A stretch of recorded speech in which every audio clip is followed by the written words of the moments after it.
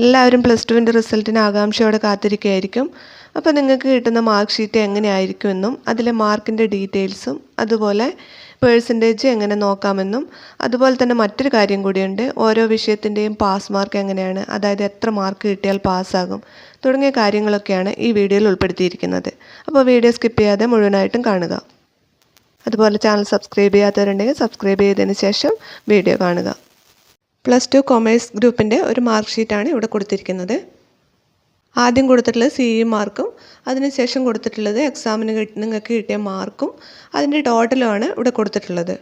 അതായത് ഇത് first ഇയറിൻ്റെ mark, first ഇയറിന് നിങ്ങൾക്ക് കിട്ടിയ മാർക്കാണ് ഇവിടെ കൊടുത്തിട്ടുള്ളത്. അടുത്ത കോളത്ത് കൊടുത്തിട്ടുള്ളത് സെക്കൻഡ് ഇയറിൻ്റെ മാർക്കാണ്. സെക്കൻഡ് ഇയറിന് കിട്ടിയ CE മാർക്ക്, അതുപോലെ പ്രാക്ടിക്കൽ എക്സാമിന് കിട്ടിയ മാർക്ക്, അതുപോലെ എക്സാം എഴുതിയിട്ട് നിങ്ങൾക്ക് കിട്ടിയ മാർക്ക്, ഇത്രയാണ് അടുത്ത കോളത്ത് കൊടുത്തിരിക്കുന്നത്. എത്ര മാർക്ക് കിട്ടിയാൽ പാസ്സാകുമെന്ന് ഈ മാർക്ക് ഷീറ്റിൻ്റെ കാര്യം പറഞ്ഞതിന് ശേഷം പറയാം. അപ്പോൾ വീഡിയോ സ്കിപ്പ് ചെയ്യാതെ തന്നെ മുഴുവനായിട്ടും കാണണം കേട്ടോ. അടുത്ത കോളത്തിൽ സെക്കൻഡ് ഇയറിന് നിങ്ങൾക്ക് കിട്ടിയ ആകെ മാർക്ക്, അതായത് CE മാർക്കും അതുപോലെ പ്രാക്ടിക്കൽ എക്സാമിൻ്റെ മാർക്കും അതുപോലെ എക്സാമിന് എഴുതിയ മാർക്കും ഓരോ വിഷയത്തിൻ്റെയും കൂട്ടിയിട്ടുള്ള ടോട്ടലാണ് ഇവിടെ കൊടുത്തിട്ടുള്ളത്. അടുത്ത 3 കോളത്ത് കൊടുത്തിട്ടുള്ളത് ഫസ്റ്റ് ഇയറിനും സെക്കൻഡ് ഇയറിനും കിട്ടിയ CE മാർക്ക് ടോട്ടൽ ചെയ്തിട്ട് അതുപോലെ പ്രാക്ടിക്കൽ എക്സാമിൻ്റെ മാർക്ക് അതുപോലെ എക്സാമിന് എഴുതിയ മാർക്ക് 2 കൊല്ലത്തെയും എക്സാമിൻ്റെ മാർക്ക് ആഡ് ചെയ്തിട്ടാണ് ഇവിടെ കൊടുത്തിട്ടുള്ളത്.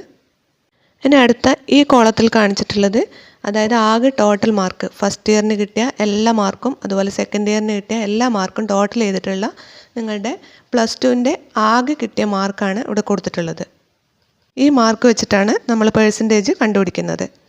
അതുപോലെ അതിൻ്റെ തൊട്ടടുത്ത് ഗ്രേഡാണ് കൊടുത്തിട്ടുള്ളത്. ഓരോ വിഷയത്തിനും ആകെ 200ലുള്ള മാർക്കാണ് ഇവിടെ കൊടുത്തിട്ടുള്ളത്. മൊത്തം 1200 മാർക്ക്. അതിൽ ഓരോ വിഷയത്തിനും 200 മാർക്ക് വീതമാണുള്ളത്. 200നും 150നും ഇടയിലാണ് A+നുള്ള മാർക്ക്. പാസ് മാർക്കിന് ഗ്രേസ് മാർക്ക് ഉണ്ടെങ്കിൽ പരിഗണിക്കും, അല്ലാതെ CE മാർക്കോ അതായത് പ്രാക്ടിക്കലിൻ്റെ മാർക്കോ പാസ് മാർക്കിന് ആഡ് ചെയ്യില്ല.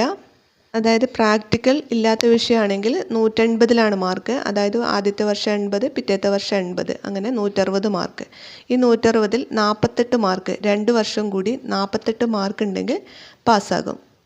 അതുപോലെ പ്രാക്ടിക്കൽ ഉള്ള വിഷയമാണെങ്കിൽ 120ലാണ് മാർക്ക്, ഇത് 60+60, അപ്പോൾ അതിൽ 36 മാർക്ക് ഉണ്ടെങ്കിൽ പാസ്സാകും. അല്ലാതെ CE മാർക്കോ അല്ലെങ്കിൽ പ്രാക്ടിക്കലിൻ്റെ മാർക്കോ കൂട്ടിയിട്ട് പാസ്സാക്കുകയില്ല. ഗ്രേസ് മാർക്ക് ഉണ്ടെങ്കിൽ പരിഗണിക്കുന്നതാണ്. ഇനി നിങ്ങളുടെ മാർക്കിൻ്റെ പേഴ്സൻറ്റേജ്, അതായത് പ്ലസ് ടുവിനൊക്കെ എത്ര ശതമാനം മാർക്കുണ്ട് എന്നാണ് അഡ്മിഷൻ്റെ സമയത്തൊക്കെ നോക്കുക. അപ്പോൾ എത്ര ശതമാനം മാർക്ക് നിങ്ങൾക്ക് കിട്ടിയിട്ടുണ്ട് എന്ന് നോക്കാം. അതെങ്ങനെയാണ് കണ്ടുപിടിക്കുന്നതെന്ന് പറയാം. ഇവിടെ കൊടുത്തിട്ടുള്ള 2 വർഷത്തെയും ടോട്ടൽ മാർക്ക്, ഈ ഒരു മാർക്ക് മൊത്തം ആഡ് ചെയ്യുക. മാർക്ക് ലിസ്റ്റിലുള്ള മാർക്കാണ് ഇവിടെ എഴുതിയിട്ടുള്ളത്. ഇതിൻ്റെ ടോട്ടൽ കാണണം. ടോട്ടൽ കണ്ടതിന് ശേഷമാണ് പേഴ്സൻറ്റേജ് കാണേണ്ടത്. ഇതിൻ്റെ ടോട്ടൽ മാർക്ക് എന്ന് പറയുന്നത് 979ആണ്. അതായത് ടോട്ടൽ മാർക്കിൻ്റെ പേഴ്സൻറ്റേജ് കാണാൻ വേണ്ടിയിട്ട് ഇവിടെ ആകെ കിട്ടിയിട്ടുള്ള മാർക്ക്, ആ കുട്ടിക്ക് കിട്ടിയിട്ടുള്ള മാർക്ക് 979ആണ്. മൊത്തം മാർക്കിൻ്റെ ആകെ മാർക്ക് എന്ന് പറയുന്നത് 1200ആണ്. 1200ൽ 979 മാർക്കാണ് കിട്ടിയിട്ടുള്ളത്. അപ്പോൾ പേഴ്സൻറ്റേജ് കാണാൻ 979 ഹരിക്കണം 1200 ഗുണിക്കണം 100. അപ്പോൾ ഇത് ചെയ്താൽ കിട്ടുന്നത് 81.58%.